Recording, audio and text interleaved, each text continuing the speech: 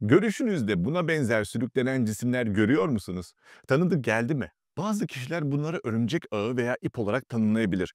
Bu gördüğünüz şeyler aslında çok yaygın bir durum ve özellikle yaş aldıkça daha sık karşılaşacağınızı üzülerek söyleyebilirim. Çoğu zaman zararsız olan bu durum aynı zamanda gözde daha ciddi bir şeyin olduğunu gösteren uyarı işareti de olabilir. Peki bunu nasıl ayırt edeceğiz? Bugün gözde uçuşan cisimlere neyin sebep olduğunu ve ne zaman göz doktoruna koşmanız gerektiğini konuşacağız. İzlemeye devam et.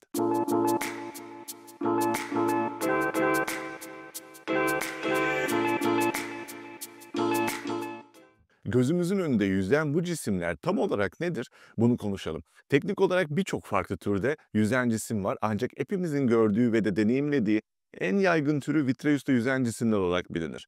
Vitreus yüzen cisimleri gözün arkasındaki jel benzeri yapıda sıkışıp asılı kalan küçük kolajen protein kümeleridir.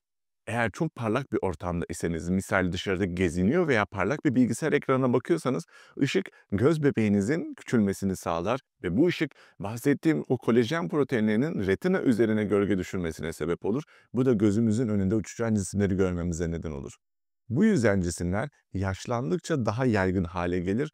Tıpkı cildimizdeki kolajenin yaşla birlikte değişmesi gibi gözdeki kolajen de değişir.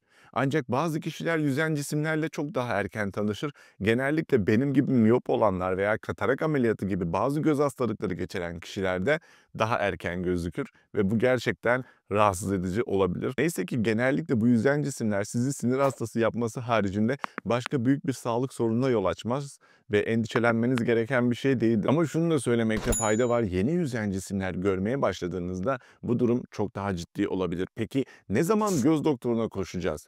Gözün içinde bahsettiğimiz bu jel bozulmaya başladığında vitreus korteksi adı verilen kolajenin dış tabakası gözün arkasından soyulmaya başlar. Buna arka vitreus dekolmanı denir.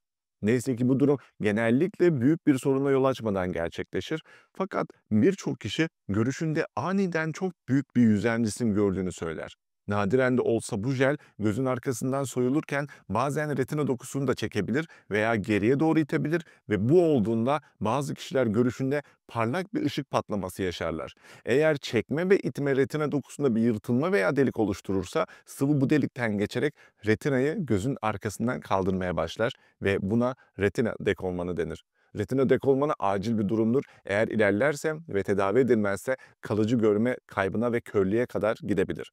Retina dekolmanı belirtileri genellikle oldukça hızlı bir şekilde ortaya çıkar. Görüşünüzde aniden çok sayıda yüzen bir cisim görmek gibi veya daha önce bahsedilen ışık patlamalarını yaşıyorsanız, görüşünüzün kenarlarından veya hatta tam önünüze gelen karanlık gölgeler veya perdeler varsa, bu anlamda göz doktorunuzu hemen aramanız her şeyin yolunda olup olmadığını görmek adına çok önemlidir.